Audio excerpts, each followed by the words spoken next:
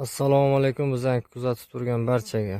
Bugun 2026-yil 29-may sanasida Buxoro shahrida o'zimizni bog'da turibmiz. Inshaalloh bu ham bog'imizdagi yangi bir kishmish erta pishar urug'siz nav arra 30.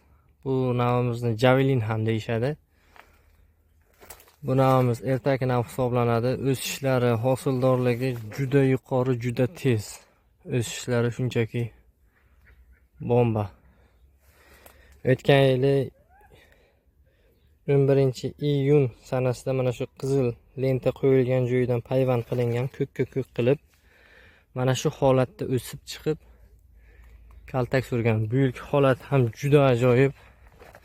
Kaltak surishlari, hosildorligi juda yuqori. Mana shu yergacha kaltagini surib kelgan. O'sish tezligi juda yuqori nav hisoblanadi. Bu navimiz ertaki urug'siz juda shirin nav hisoblanadi. 10-12 gram atrofida bo'ladi og'irligi donini.